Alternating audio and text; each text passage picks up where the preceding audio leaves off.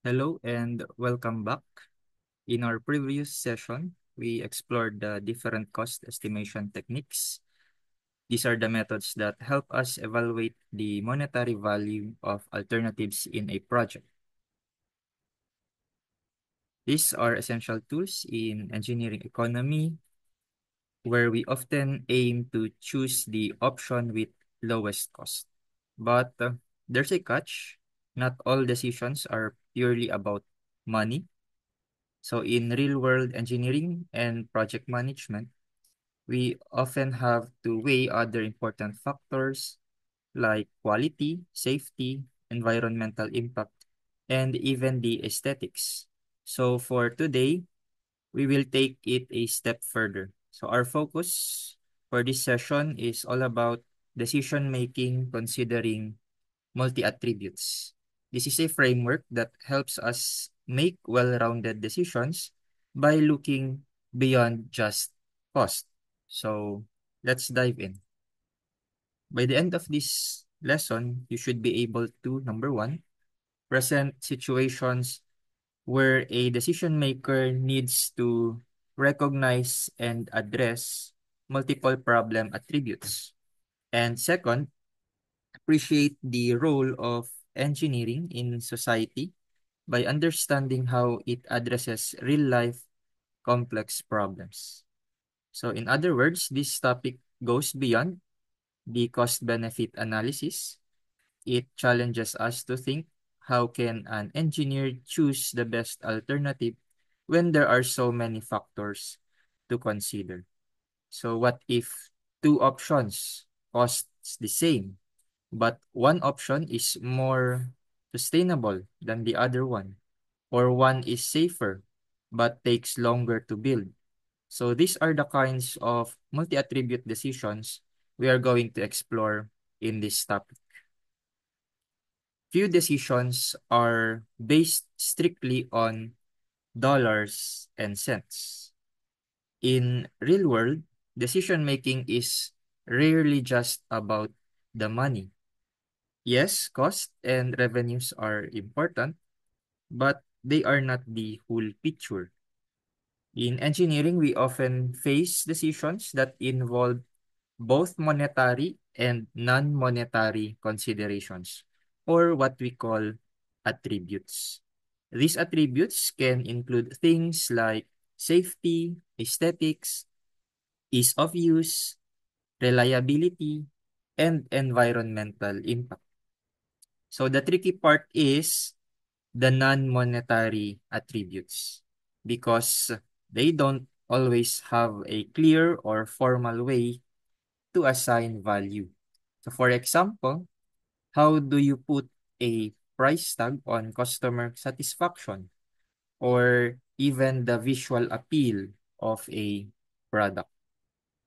So to better understand the multi-attribute decision making, so let's look at a relatable example: buying a car.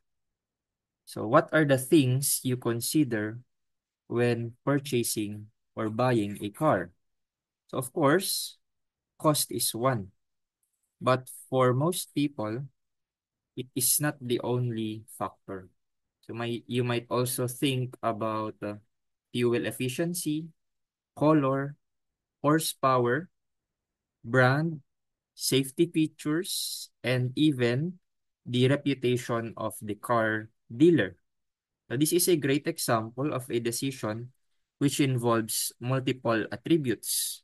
So some attributes are quantitative in nature, like the mileage or horsepower, and others are more subjective, like aesthetics or brand loyalty. So let's take a look at this table. So here we have a comparison showing three car options. You have car A, car B, and car C, each with different attributes. Like for instance, car A has 195 horsepower. It is red, automatic sedan. It has 26 miles per gallon and sold by a dealer with excellent reputation. On the other hand, we have car B. This is more powerful. It has 320 horsepower, but it gets lower gas mileage at 18 miles per gallon. And uh, it comes from a domestic brand with a fair dealer reputation. And then there's also car C with moderate horsepower, manual transmission, and a dealer reputation that is considered poor. So now, imagine you are the decision maker. Ikaw yung bibili ng car. So which car would you choose? So the answer would depend on what attribute or what attributes matter most to you. So that's the essence of having multi-attribute decision making. So you need to find the balance between different factors based on your priorities. So here's something that is important to remember. The same data can mean different things to different people. So let's go back to our car example. So some drivers would prefer automatic transmission and consider it more convenient or user-friendly. So they would rate it as good. While others, especially yung mga car enthusiasts, they might prefer manual transmission for better control or yung tinatawag nilang driving feel. So they might see automatic as less desirable. What else? So you have also color preference. You might love red cars while someone else won't even consider buying a red car. So brand loyalty. Some people strongly support local industries. Others prefer to buy American brands, while others might also prioritize international or recognizable brands. So this shows us that values are very subjective. So even with the same exact data, different decision makers will make different choices based on their preferences, based on their priorities and goals. So this doesn't just happen when you buy car. So many industrial and engineering decisions are exactly the same. So that's why we are uh, taking this lesson on multi-attribute decision making. So now let's talk about choosing the right attributes. So again, it is a subjective process. In many cases, selecting which attributes to evaluate is based on a group consensus. So you have your stakeholders, the engineers, the managers, the clients. So those must agree on what really matters in the decision. But again, here is the challenge. If you have too many attributes, it can be overwhelming and it makes the analysis too complicated. On the other hand, if you have too few attributes, this may not give you enough basis to differentiate between options. Again, it's all about finding the right balance. Also, attributes should be specific enough to be measurable. If they are too vague, they won't help you in decision making. For example, so instead of saying comfort, you might ask for a more measurable indicator such as seat adjustability or cabin noise level. Here's another critical in choosing a solution approach. You have the dimensionality of the problem will determine how we solve it. So sometimes we can simplify complex decisions by collapsing all the different attributes into a single dimension. So this is known as the single dimension analysis. So for example, we might convert all attributes into dollar equivalents or assign a utility score to each option. So for example, you have the scale from 0 to 100. So when we do this, we are using what is called a compensatory model. So this means that we allow for trade-offs among alternatives or attributes.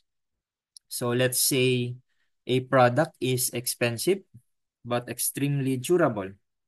So using this compensatory model, the high durability might make up for the high cost. So this approach will help us compare options more easily by expressing everything in a common unit or a common value. Now, let's look at the other side. We have the full dimension analysis. So unlike the compensatory model, full dimension analysis does not attempt to collapse attributes into a common scale. So again, each attribute is kept independent and no conversions are made into dollar values or utility scores. This approach is particularly useful when we want to eliminate clearly inferior options early in the decision-making process. So again, models like this are called non-compensatory. So in these models, you cannot trade a high score in one attribute to make up for a low score in another one. So again, every attribute stands on its own. So this is especially helpful in strict decision environments, like for example, safety checks or regulatory compliances, where even one failure can disqualify an option. So let's take a closer look at these non-compensatory models. These models help us choose the best alternative, again, without allowing trade-offs. So each method focuses on how alternatives perform across all attributes individually. So here are the different types of non-compensatory models. You have four. First one is dominance. This involves screening out clearly inferior alternatives. If one option is worse in all attributes compared to another, then we eliminate it. Second one is satisficing. So here, we accept options that meet a minimum acceptable level for all attributes, or what we call the minimum threshold. So it's not just about being the best, but about being good enough. So yun yung satisficing. The third is disjunctive resolution. So this is the opposite of satisficing, where we accept an alternative if it meets the minimum level for at least one attribute. Okay? And the fourth is lexicography. So think of this as ranking your preferences. So you choose the option with the best value in the most important attribute. So if there's a tie, you move to the second most important and so on. So again, lexicography, you rank the attributes. So let's begin our assessment of using these non-compensatory models by checking for the dominance. Okay, so dominance using a pairwise comparison. So this table shows us how car A compares against car B and car C across the different attributes. So we can see whether car A is better, worse, or the same in each case. So let's look at the conclusion. No car dominates the others.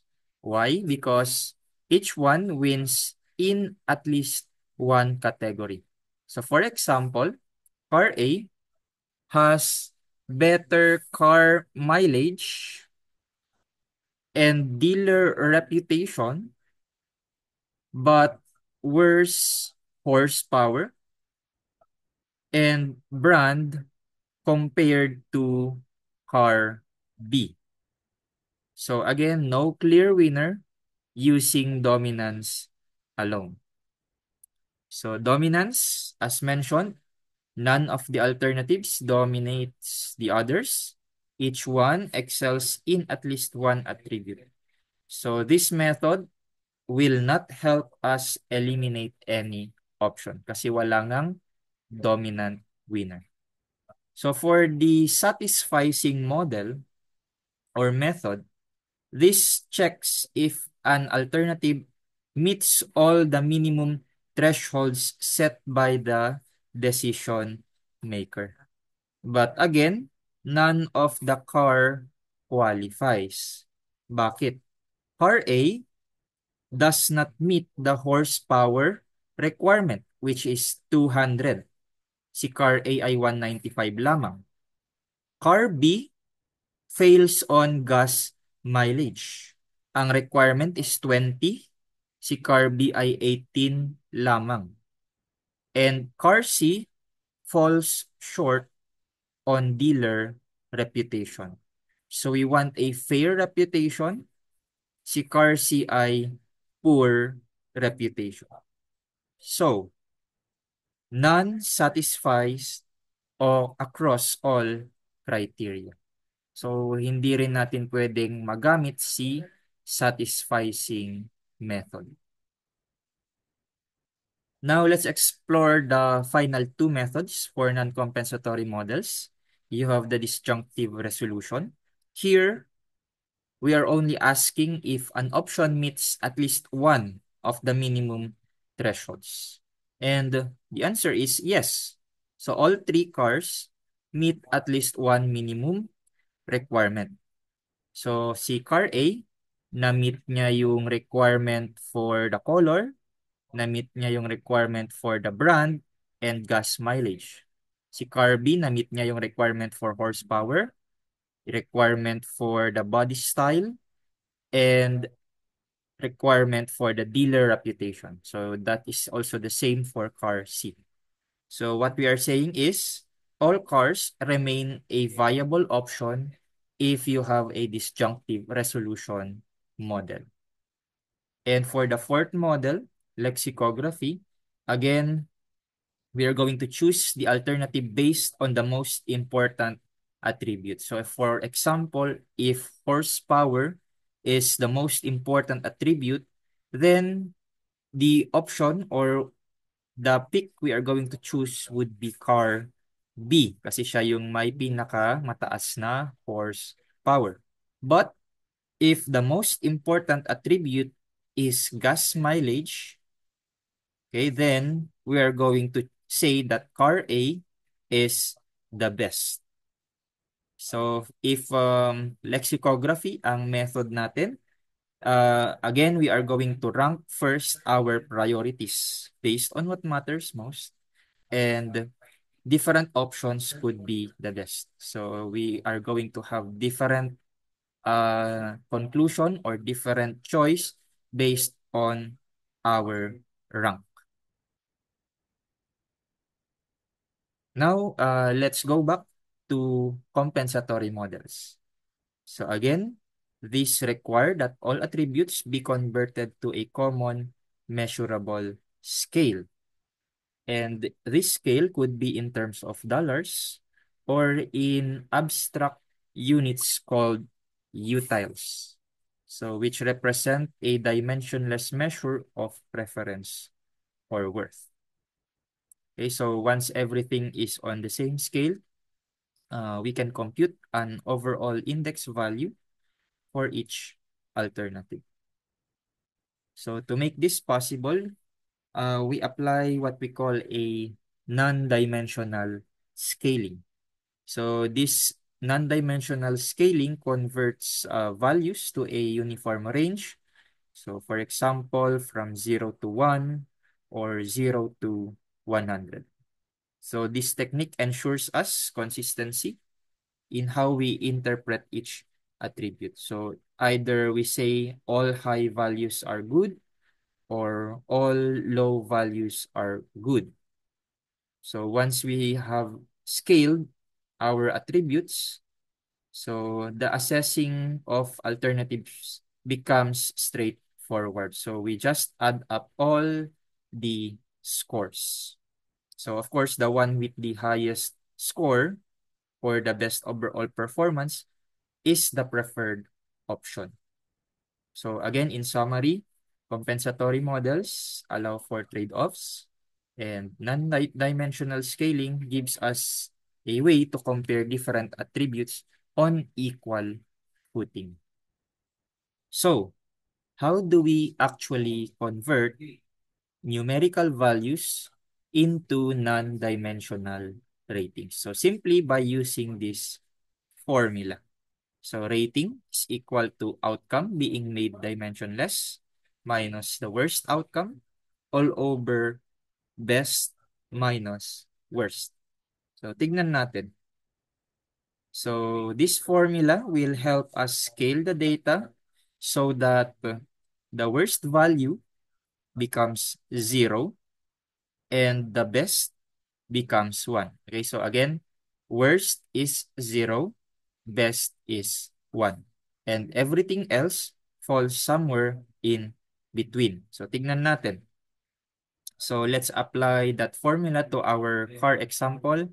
So again, we are comparing the horsepower and gas mileage for this case. More is better. Diba? So more horsepower, more gas mileage, the better is the car. So let's take car C's horsepower, which is 230. So nandito sa table. The lowest in our data or the worst is 195. So to get the rating for car C, so that is 230 minus 195 all over best minus worst. So the best is 320 minus worst na 195. So the rating for car C would be 0.28. So for car A and car B, again, car B is the best. So we say the rating is 1. Car A is the worst. So we have here a rating of 0. So ganun din yung gagawin mo for the gas mileage. So car A has the best mileage. So therefore, the rating is 1. Car B is the worst. So therefore, it has a rating of 0.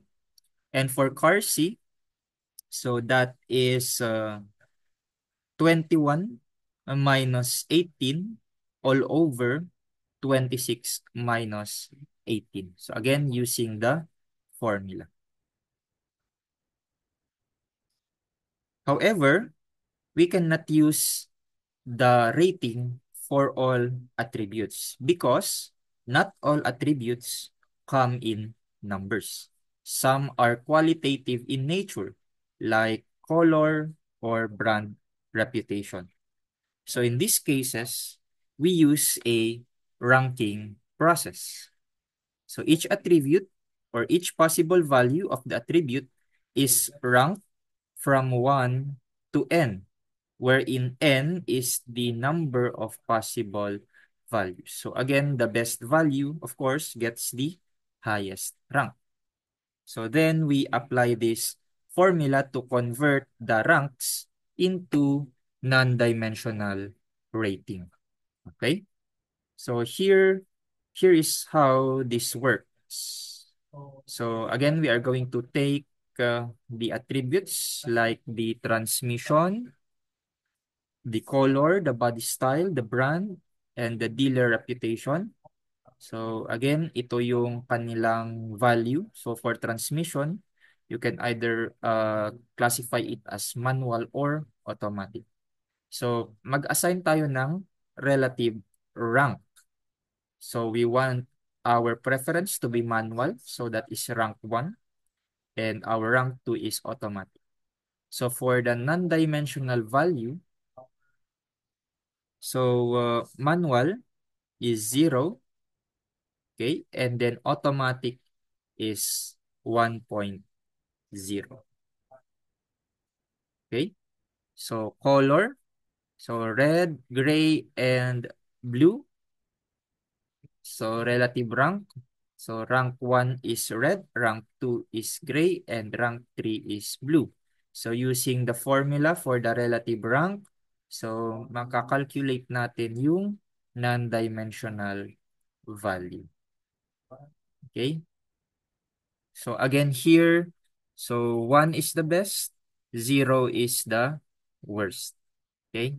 So ganon yung ibig sabihin ng table na ito. So now, so we have already computed for all the non-dimensional ratings for each attribute. So the last step for us to do is to combine them just like numerically. Okay. So we add them all to get the sum. So for car A, the sum is 4. For car B, the sum is 4.33. And car C is 2.16. So based on this non-dimensional analysis, we choose car B. So car B is the best overall choice. Okay? So to wrap this lesson, so here is a more refined approach to decision making.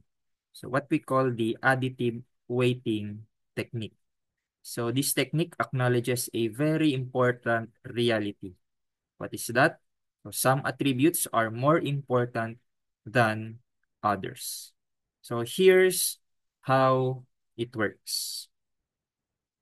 Yan. So first, we assign weights to each attribute based on how important they are in the decision making. So this is done using an ordinal ranking.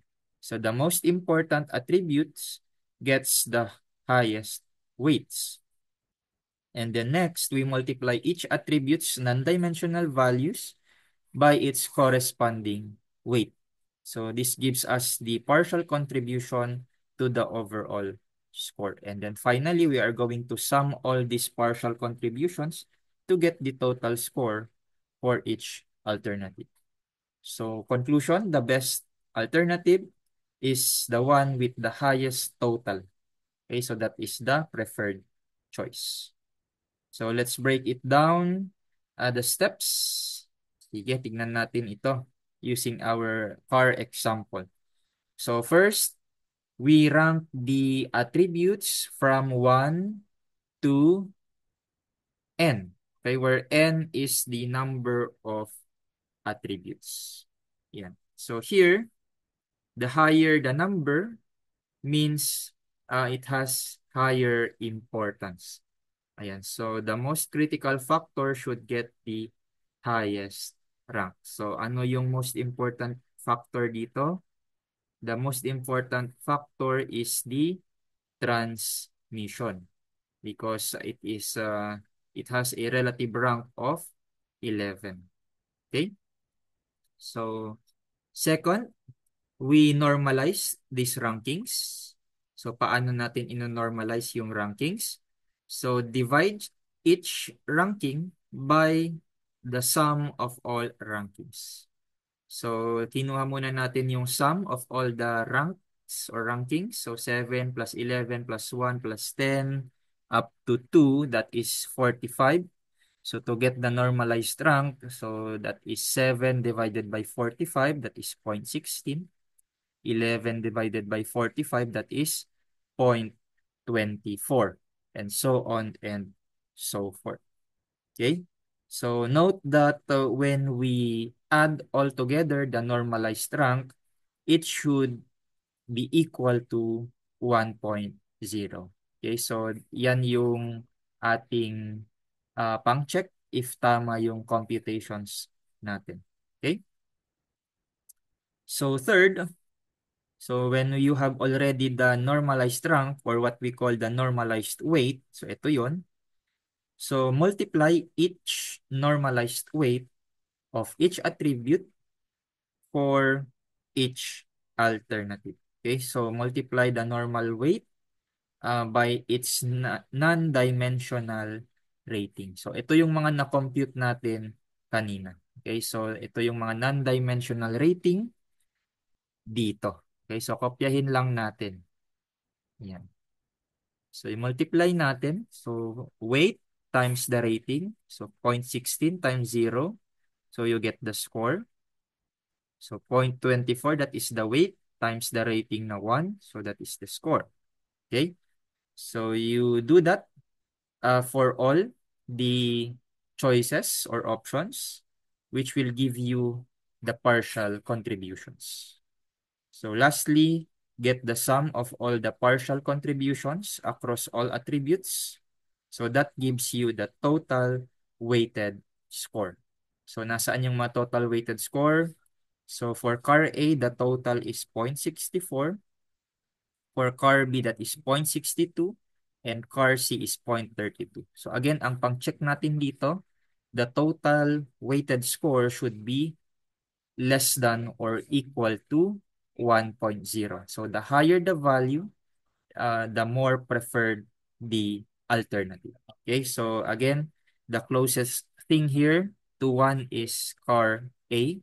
So therefore, we chose car A, so 0.64. So closer is car B with 0.62. And the least preferred option is car C with 0.32. So before we end, let's go over some key takeaways from this lesson. So first, we have seen that decision-making can get quite complex, especially in engineering economy studies, where multiple objectives and attributes must be considered. So it's rarely just about cost. So real decisions are influenced by many other factors. Second, we learned that multi-attribute models fall into two major types.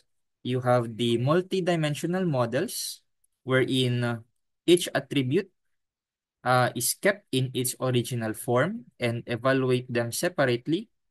So these are perfect for cases where we don't want to allow trade-offs. And the second model is the single-dimensional model, or the compensatory models. So we convert all attributes into a common measurement scale, allowing us to compare and even combine them to reach a decision. So both approaches are valid. It just depends on the context and what's important in the situation. So that wraps up our topic on decision making considering multi-attributes. So thank you for listening.